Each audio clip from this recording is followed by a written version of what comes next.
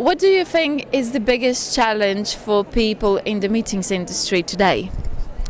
I think probably the single biggest challenge is the getting to grips with the impact of technology, which is evolving at a very rapid rate and having a major impact on events. And for event organisers, it's identifying the most appropriate technology and exploiting that for the benefit of their events, and deciding as well whether events should be just face-to-face or just virtual events, or increasingly what are called hybrid events, which combines the best of face-to-face with the best of the virtual elements. What I was wondering is technology the only way forward?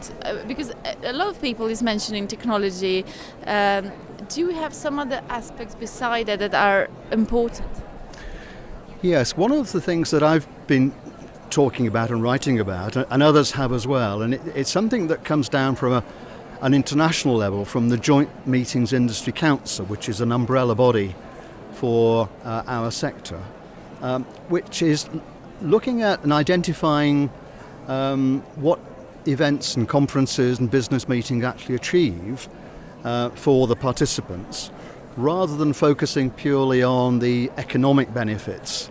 They've filled so many hotel bedrooms, for example, or delegates have spent X euros while attending the event. But to look at what the events have achieved by way of professional development, knowledge exchange and transfer, new research opportunities, and to focus on those and try and get that message across, rather than purely looking at the economic aspects and impacts of business events.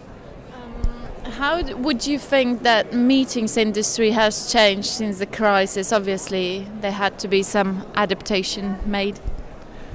Yes, I think two of the big changes that have occurred and continue to be prevalent are the effects of often reducing budgets, but nonetheless companies and organisations still wanting to achieve more from their events, but with a lower budget. So that requires great creativity on the part of the organisers, but also perhaps a more professional approach. And one of the phrases that we're beginning to hear now is that it's SMMP, Strategic Meetings Management Programs, which is looking at setting clear objectives for the meetings, measuring how effectively those have been achieved and met through the events that are run, looking at the quality of suppliers, establishing professional contracts with venues and other suppliers, and a range of other things. And that's, I think, something we'll hear a lot more of and become a lot more familiar with the phrase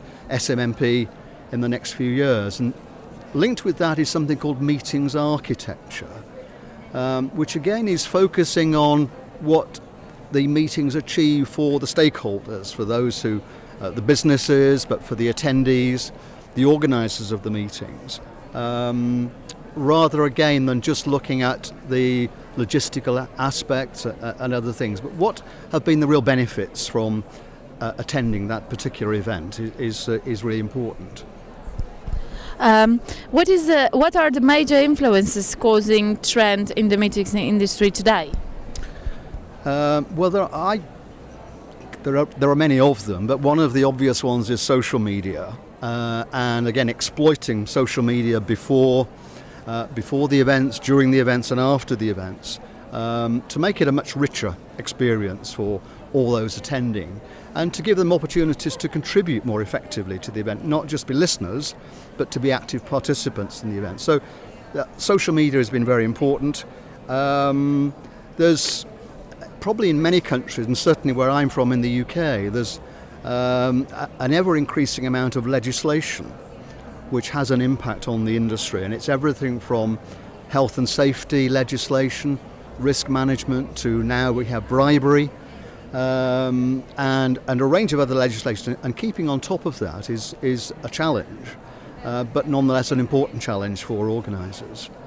And I think, as I mentioned a few minutes ago, again looking at what the business events actually achieve for the participants, I think is very important, and The way we measure that, return on investment, also what's known as ROO, return on objectives for the event, and how you can measure those effectively and implement any changes for future events as a result of that. The business seems trickier than ever. What would be your advice to young meeting professionals who are unsure how to begin their career?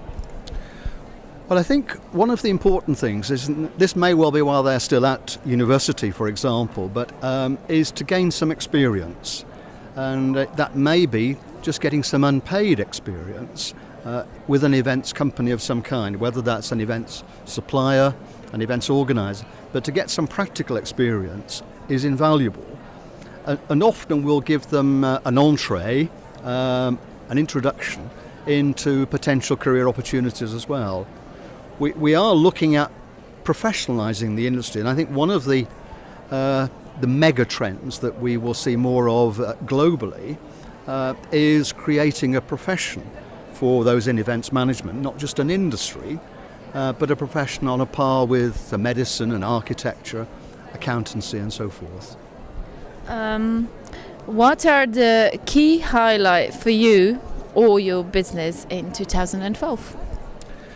There were probably a couple, really. One is that I have been writing a new book about the conference industry, and that is literally published today. So most of 2012 for me was taken up with collating and writing the book, but I also had the opportunity to go and speak at a conference in Seoul in Korea, so that was quite a memorable event as well. So those are probably the key two for me and for my business as well. Thank you very much, and much luck in future. Thank you very much indeed. That's a pleasure.